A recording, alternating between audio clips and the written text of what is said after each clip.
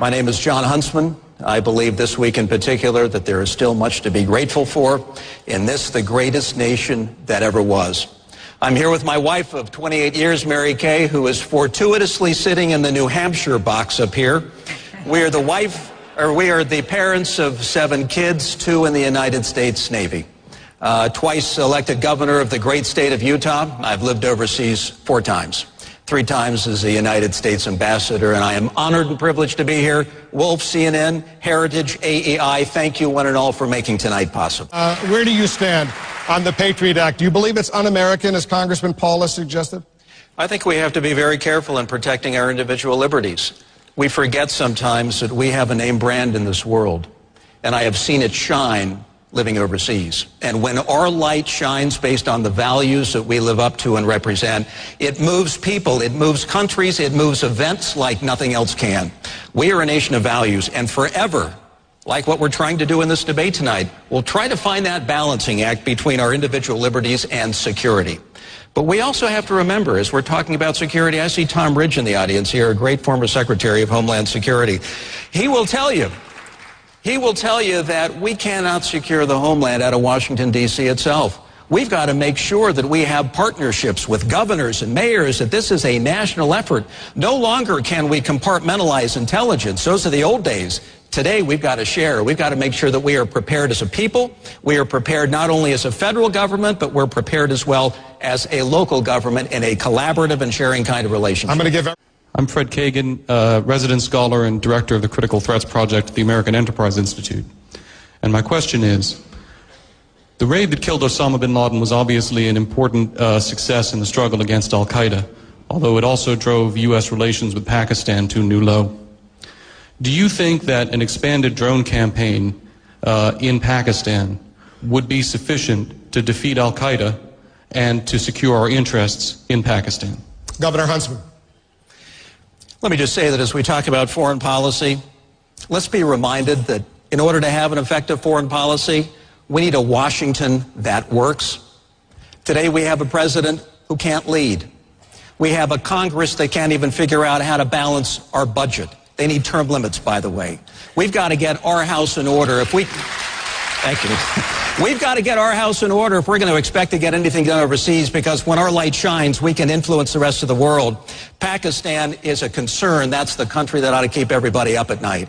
You have not President Zardari in charge, but General Kiani over the military, which also is responsible for ISI. You've got the youngest demographic of the 160 million people in Pakistan. You've got a madrasa movement. You've got over 100 nuclear weapons. You've got trouble on the border. You've got a nation state that is a candidate for failure. And I say it's a haven for bad behavior. It's a haven for training. The people who seek to do us harm, and an expanded drone program is something that would serve our national interest. I think it must be done, and I think it must be consistent with recognizing the reality on the ground of what we need out of Afghanistan. We don't need 100,000 troops in Afghanistan. We don't need a nation built in Afghanistan when this nation so desperately needs to be built. We're going to get to Afghanistan. We need something. Congresswoman Bachmann, let me bring you in. You're a member. Special forces and drones. All right, Governor Huntsman, do you agree with Governor Romney that the U.S. has to stay in Afghanistan at these levels? No, I totally disagree. I think we need to square with the American people about what we've achieved. We need an honest conversation in this country about the sacrifices that have been made over nearly 10 years. We have dismantled the Taliban. We've run them out of Kabul. We've had free elections in 2004. We've killed Osama bin Laden. We've upended, dismantled al-Qaeda. We have achieved some very important goals for the United States of America. Now, the fact that we have 100,000 troops nation building in Afghanistan, when this nation so desperately needs to be built, when on the ground, we do need intelligence gathering, no doubt about that. We need a strong special forces presence. We need a drone presence, and we need some ongoing training of the Afghan National Army. But we haven't done a very good job defining and articulating what the end point is in Afghanistan. I think the American people are getting very tired about where we find ourselves today. Governor Romney, respond. Let me respond. Are you suggesting, Governor, that we just take all our troops out next week? Or what's your proposal? Did you hear what I just said? I said we should draw down from 100,000. We don't need 100,000 troops. We don't need 100,000 troops in it. Many of whom can't even cross the wire. We need a presence on the ground that is more akin to 10 or 15,000. That will serve our interests in terms of intelligence gathering and special forces response capability. And we need to prepare for a world, not just in South Asia, but indeed in every corner of the world, in which counterterrorism is going to be in front of us for as far as the eye can see into the 21st century. Just one point. Go ahead. Yeah, just about the generals on the ground. And listen, I think it's important for the American people to know we have achieved some very important objectives in raising standards in Afghanistan and helping to build civil society. But at the end of the day, the President of the United States is Commander-in-Chief. Commander-in-Chief. Of course you're going to listen to the generals. But I also remember when people listened to the generals in 1967, and we heard a certain course of action in Southeast Asia didn't serve our interests very well. The President is the Commander-in-Chief and ought to be informed by a lot of different voices, including those of the commanders. Speaker Gingrich. Governor Huntsman, where do you stand on defense cuts? Well, let's face the economic reality. Let's face the deficit reality we have as a country. We have an economic deficit, and I'd argue that 70% debt to GDP is a national security problem because at some point you just don't grow anymore when your debt becomes that. I mean, look at Japan. They're in their third decade of lost growth. Look at Greece. Look at Italy. So I'd say aside from that, we've got another deficit in this country. It's called the trust deficit. People have lost trust in their institutions of power in America. They don't trust Congress. They don't trust the executive branch. They don't trust Wall Street. The list goes on. We've got to fix both those deficits. But as it relates to defense spending, let's be realistic about this. We can't have an intellectually honest conversation about where we go with debt and spending with sacred cows.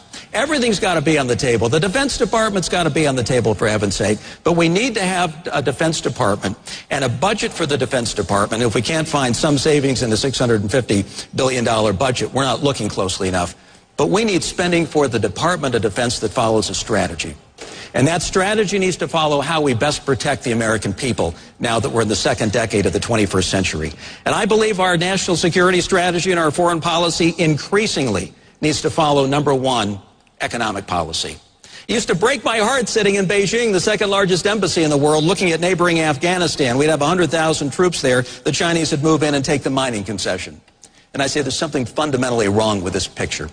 What are we going to get with the program and determine that foreign policy will be driven by economics? That which plays right back to strengthening our core and creates jobs here on the home front. And second of all, let's face the reality that we have a counter-terror threat for as far as the eye can see. Professor Wolfowitz was just up here. I know he's done a lot of work on it. For as far as the eye can see, and that means not only in Afghanistan, but every corner of the world, we've got to prepare for the reality that counterterrorism is here to stay. We need friends and allies who are in this fight with us. We need special forces response capability. We need defense spending that will match the realities of where we find ourselves. Thank you very much. Question from Twitter. I'll read it to you. So many people view the Arab Spring as a good thing. Given the recent violence in Egypt, do you worry this can go bad? And we've got some live pictures we're going to show our viewers out there of Tahrir Square in Cairo right now. Thousands of people are protesting the military regime in Egypt right now. What do you say to this person who sent this Twitter message to us? History will tell. We missed the Persian Spring. The president failed on that front. We go into Libya where, to my mind, we don't have any definable American interest. We've got Syria now on the horizon where we do have American interest. It's called Israel. We're a friend and ally. They're a friend and ally. We need to remind the world what it means to be a friend and ally of the United States. And we have nuclearization in Iran. Centrifuge is spinning. At some point, they're going to have enough in the way of fissile material out of which to make a weapon. That's a certainty. We had a discussion earlier tonight about sanctions. Everybody commented on sanctions. Sanctions aren't going to work. I hate to break it to you. They're not going to work because the Chinese aren't going to play ball. And the Russians aren't going to play ball. And I believe Iran has already, the mullahs have already decided they want to go nuclear. Why? They've looked at North Korea. They've got a weapon. Nobody touches them. They look at Libya. Libya gave up their weapon in exchange for friendship with the world. Look where they are. So I say, let's let history be our guide. We saw the end of the Ottoman Empire, 1919. We saw the region transform and make itself into something different. We saw changes in 1947. I think we do our national interests a disservice by jumping in too soon and taking up sides with people we don't fully understand, Islamist groups, pan-Arab groups. Our interest in the Middle East is Israel. And our interest is to ensure that Iran does not go nuclear. During the 2000 presidential debates, Governor George W. Bush was never asked about the threat from al-Qaeda. yet the battle with al-Qaeda dominated his presidency. What national security issue do you worry about that nobody is asking about either here or in any of the debates so far? I guess I could say China because I know a little bit about the subject matter, but they're in for real trouble ahead. So I have to say that our biggest problem is right here at home. And you can see it on every street corner. It's called joblessness. It's called lack of opportunity. It's called debt that has become a national security problem in this country. And it's also called a trust deficit. Congress that nobody believes in anymore. An executive branch that has no leadership. Institutions of power that we no longer believe in. How can we have any effective foreign policy abroad when we are so weak at home? We have no choice. We got to get on our feet here domestically.